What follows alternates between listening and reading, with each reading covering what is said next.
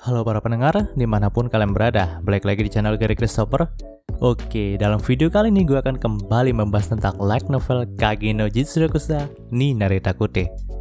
Oke, dalam part yang kali ini, cerita akan lebih berfokus kepada pusat perhatian kita teman-teman, yaitu pernikahan Rose, Oriana, dan Doem. Gimana keseruannya? Mari kita mulai langsung aja pembahasannya. Pada part sebelumnya, kita sudah mengetahui bahwa Sid itu telah berhasil menyusup ke kamar dari Rose dan berbicara dengannya. Di sini, Sid juga sudah mengetahui kalau Rose itu telah diancam oleh pihak Doem dengan menggunakan ibu Rose sebagai sandera. Jadi kini Rose pun harus menikah dengan Doem. Pada part kali ini, cerita pun dibuka dari karakter Epsilon yang sedang mendengarkan laporan dari Victoria mengenai pengkhianatan dari Rose. Di sini Epsilon, Sid dan Victoria itu sedang berada di kamar mewah yang ada di Hotel Mitsugoshi Group yang memang sudah membuka cabang di kerajaan Oriana ini. Tapi karena Sid sedang mandi, jadi Epsilon pun mengambil kesempatan itu untuk berbicara dengan Victoria mengenai misi yang akan mereka ambil ini. Di sini, Epsilon pun berkata memang Rose itu telah mengabaikan misi karena kepentingan pribadinya. Namun, itu bukanlah suatu pengkhianatan karena memang kegagalan misi mereka di Benteng Saisho juga merupakan kesalahan dari Epsilon yang tidak memberitahu Rose tentang ibunya yang menjadi sandera bagi Ordo Diabolos. Namun di sini Victoria pun berkata kalau itu bukanlah salah Epsilon, tapi itu adalah kelalaian dari mereka sendiri. Dan lagi pula, tindakan Rose memanglah sudah tidak bisa dimaafkan lagi dan membuat kerugian bagi pihak Shadow Garden. Mendengar hal itu, Epsilon pun menghela nafasnya. Lalu, ia berkata bahwa memang dari sudut pandang Victoria, tindakan yang dilakukan oleh Rose adalah sebuah pengkhianatan. Tapi bagi Epsilon, itu bukanlah suatu pengkhianatan karena memang tindakan itu didasari karena hati Rose, yang pastinya terluka ketika melihat ibunya yang dijadikan alat bagi Ordo Diabolos. Di sini, Epsilon juga menasihati Victoria bahwa suatu hari nanti, Victoria itu akan mendekati posisi dari Seven Shadow.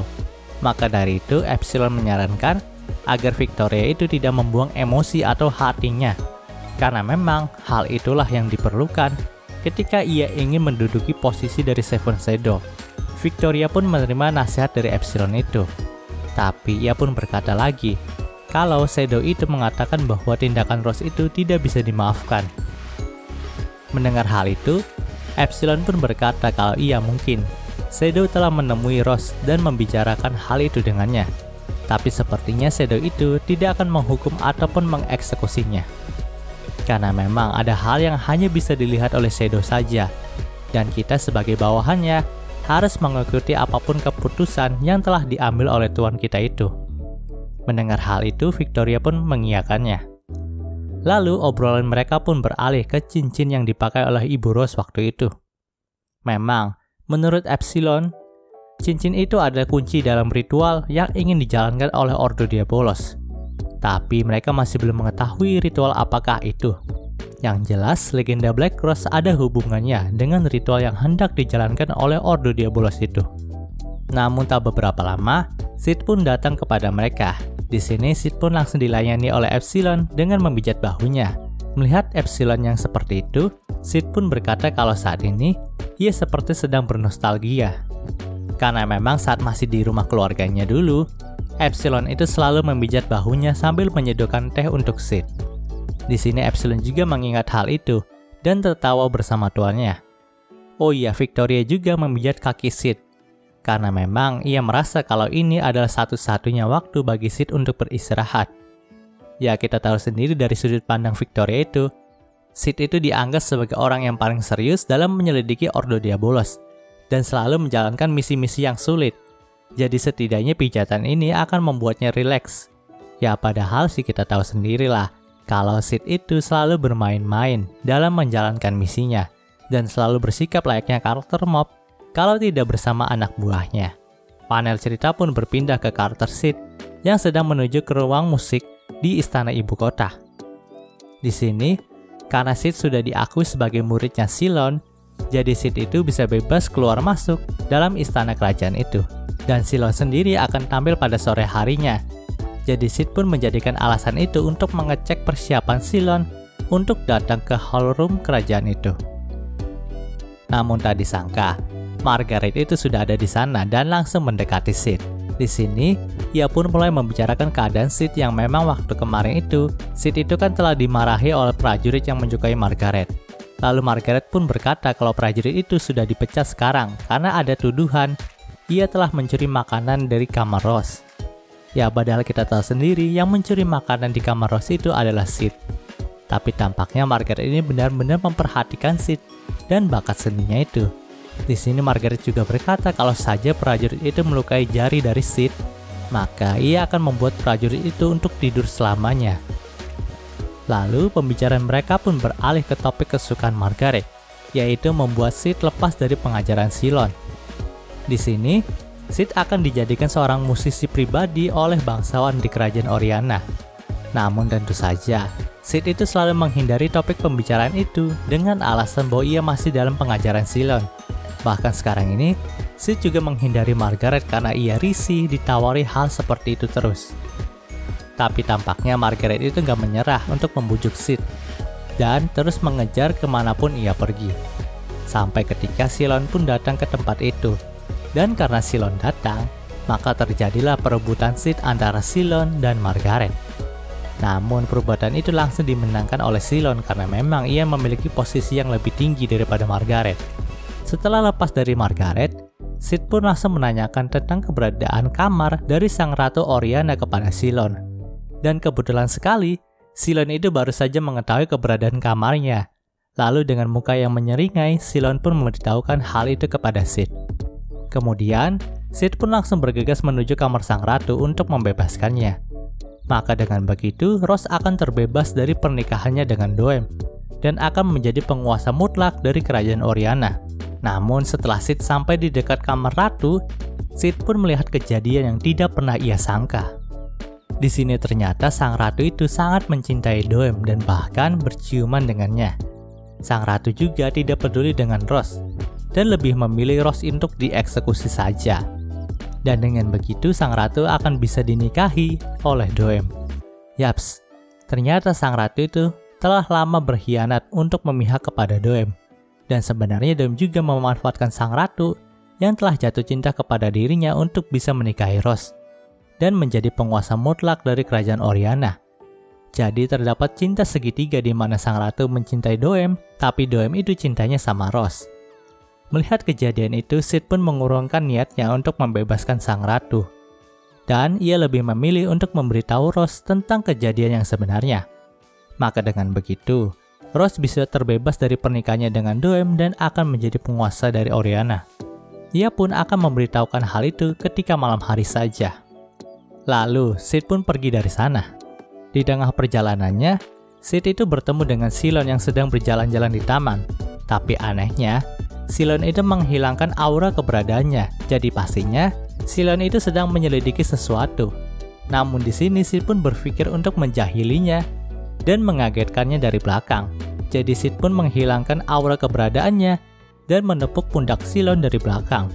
Silon yang kaget pun langsung berubah ke mode tempurnya dan hampir menebas Sid dengan pedang.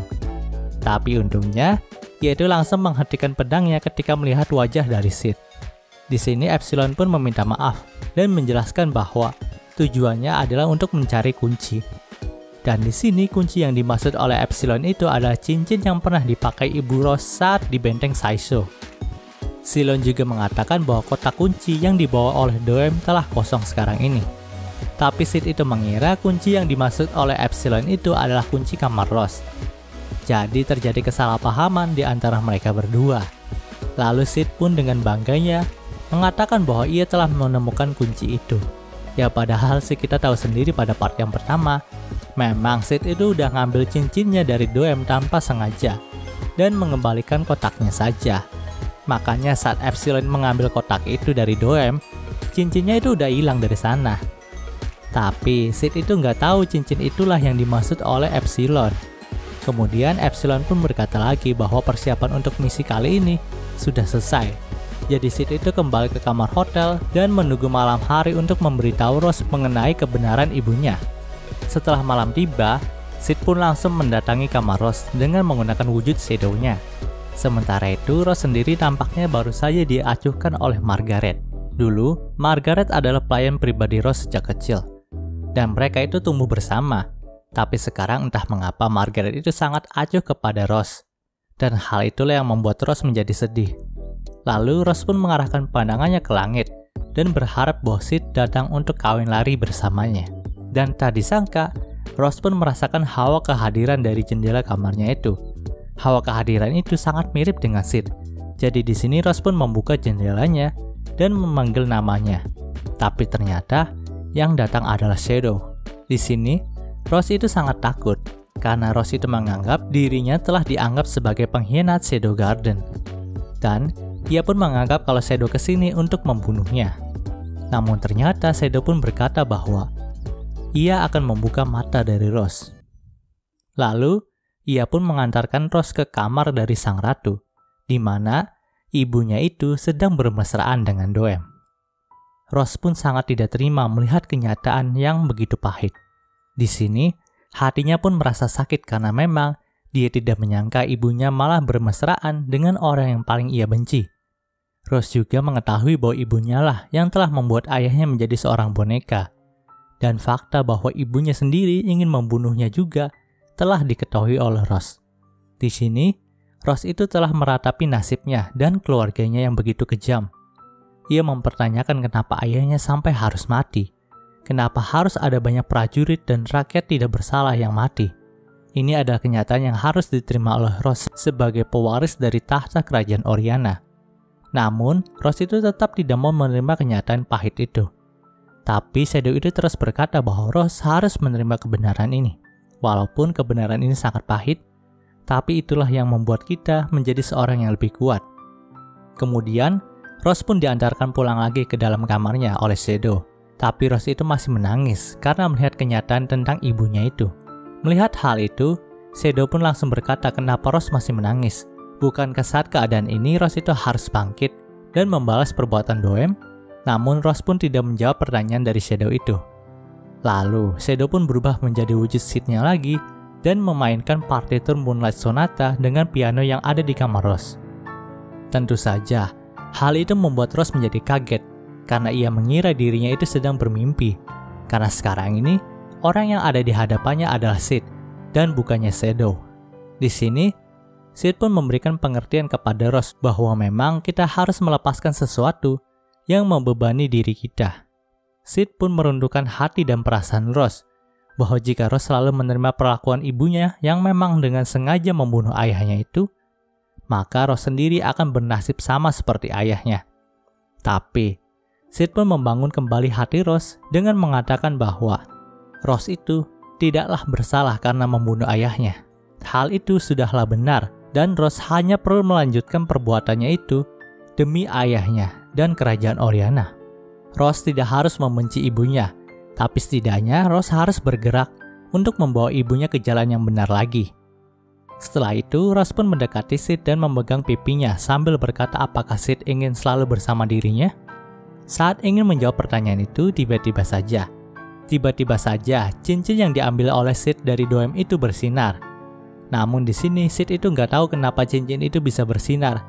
Tapi karena momennya pas dengan saat ini, jadi Sid pun langsung menyerahkan cincin itu kepada Rose.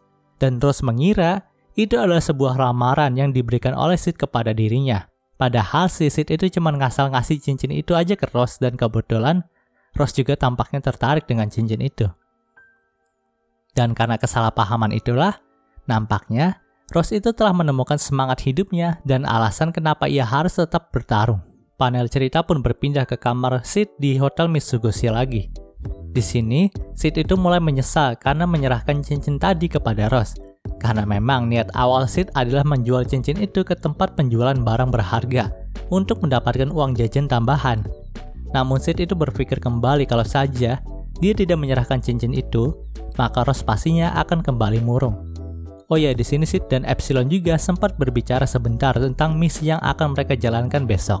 Dan seperti biasa, nampaknya kedua misi karakter kita ini sangatlah berbeda, di mana Sid itu hanya tidak mau Rose menikah dengan Doem, sedangkan Epsilon itu nampaknya ingin menghabisi anggota Ordo Diabolos yang berada di balik acara pernikahan Doem. Tapi mereka itu masih belum menyadari bahwa tujuan dari misi mereka itu berbeda. Panel cerita pun berpindah keesokan harinya, di mana pernikahan Rose dan Doem akan berlangsung. Di sini Doem itu sedang menunggu kedatangan Rose ke altar pernikahan. Dan di sini ia pun berpikir bahwa jika ia telah menikahi Rose dan mendapatkan hak ahli waris dari kerajaan ini, maka pastinya ia akan menyingkirkan semua yang tidak dibutuhkan lagi termasuk Rose dan ibunya. Di sini terungkap juga ternyata cincin yang disebut sebagai kunci itu bernama cincin Herediter. Cincin itu merupakan syarat untuk mendapatkan hak ahli waris dari kerajaan Oriana ini. Tapi Doem itu tidak bisa mengaktifkan kekuatan dari cincin itu, karena memang ahli waris saat ini adalah Rose. Dan jika rencananya itu berhasil, maka ia akan menempati posisi ke-12 dari Round Table Ordo Diabolos, di mana itu adalah tempat bagi anggota elit Ordo Diabolos. Apalagi saat ini, dia juga mendapatkan dukungan dari Mordored yang merupakan posisi ke-9 dari Round Table of Diabolos. Namun saat Doem membuka kotak cincin Herediter yang selalu ia bawa itu, tak disangka cincinnya telah hilang. Dan tentu saja hal itu membuat Doem menjadi keringat dingin. Karena jika tidak ada cincin itu, maka dia tidak bisa menguasai kerajaan Oriana ini. Di sini Doem pun langsung memikirkan apakah ada yang mencuri cincin itu dari dirinya. Dan jika hal itu terjadi, maka ada satu pelaku yang ada di benak Doem, yaitu Shadow Garden.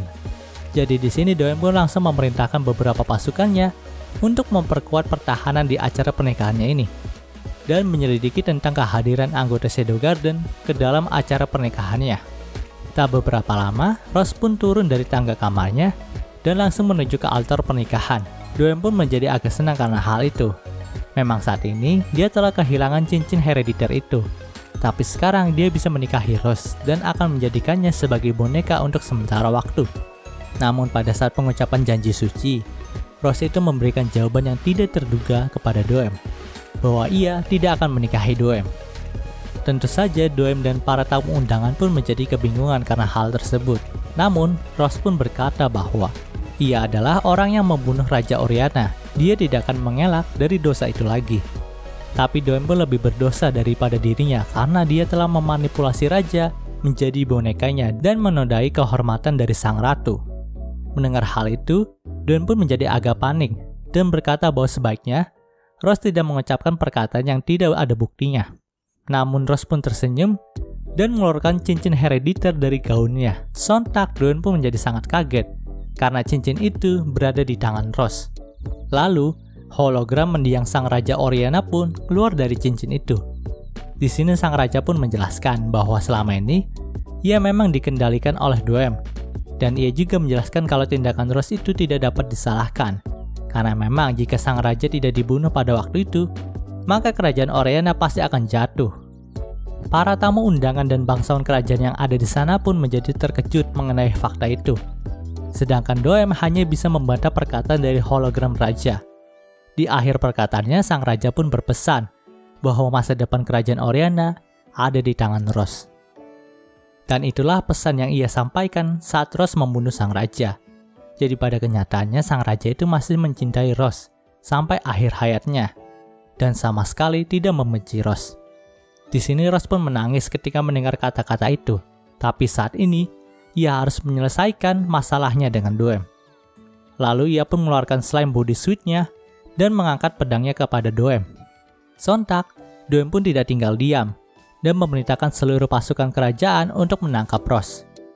Tapi tidak ada satupun dari mereka yang bergerak, dan nampaknya mereka sudah tidak mau mempercayai Doem lagi. Jadi Doem pun mengangkat pedangnya sendiri untuk melawan Rose. Di sini terjadi pertarungan yang cukup sengit antara Rose dan Doem. Namun nampaknya pedang dari Doem itu tidak cukup kuat untuk menahan pedang slime milik Rose.